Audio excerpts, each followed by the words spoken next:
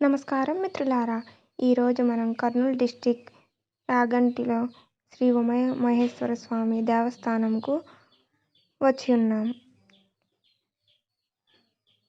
ఇంకా లేట్ ఎందుకు మిత్రులారా, చూసేద్దామా?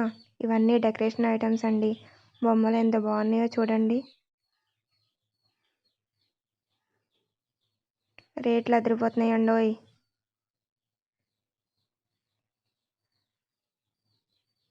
ఇది శ్రీ ఉమామహేశ్వర నిత్య అన్నదాన సంస్థ. ఇటు లోపలికి వెళ్తే 12:30 నుంచి 2:30 వరకు భోజనాలు పెడతారండి మధ్యాహ్నం.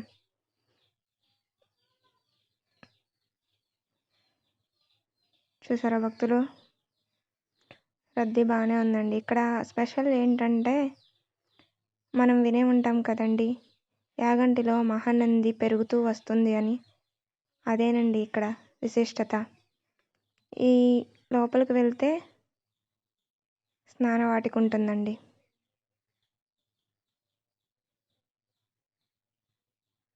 చూడ్డానికి వ్యూ అయితే చాలా బాగుందండి. ఇంకనండి, ఇదే స్నానవాటిక. వచ్చిన భక్తులు ఇక్కడ స్నానం చేసి గుడిలో దర్శనానికి వెళ్తారండి.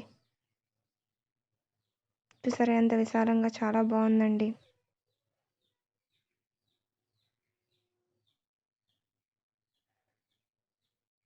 మనుషులు వెళ్తున్నారు చూడండి. అటించి లోపలికి దారండి దర్శనానికి.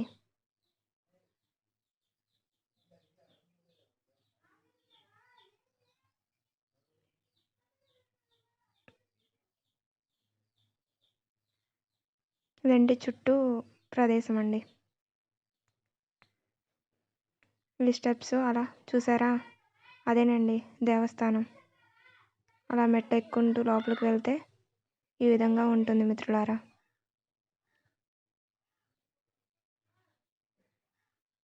చుట్టూ అంతా కొండ ప్రాంతమేనండి.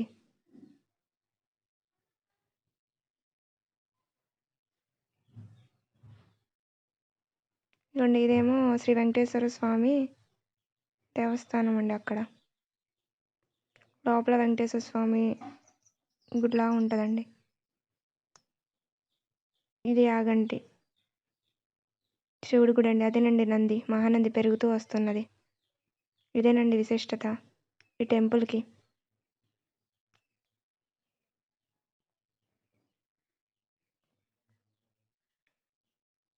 లోపల దర్శనానికి ఇలా చేస్తారండి.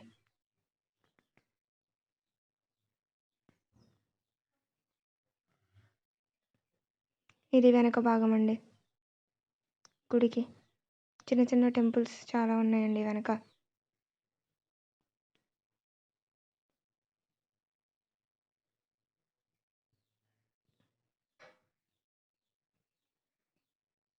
ఇది గుడి వెనక భాగం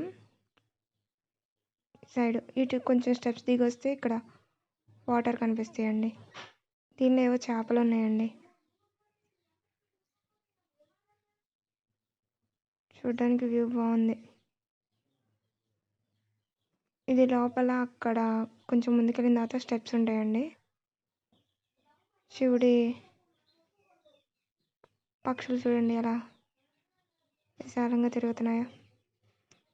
చాలా బాగుంటుందండి వ్యూ. అంటే చూడదగిన ప్లేస్ అండి. ఇది లోపల గుహలాగా ఉంటుందండి.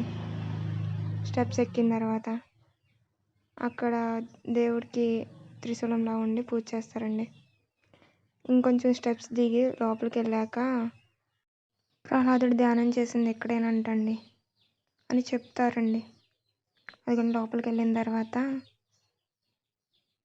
అక్కడ భక్తులందరూ అదిగా వెళ్తున్నారు చూడండి.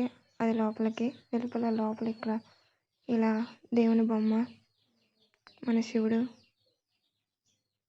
దర్శనమిస్తారండి, నంది. ఇదేనండి మన ట్రిప్. చాలా బాగుందండి.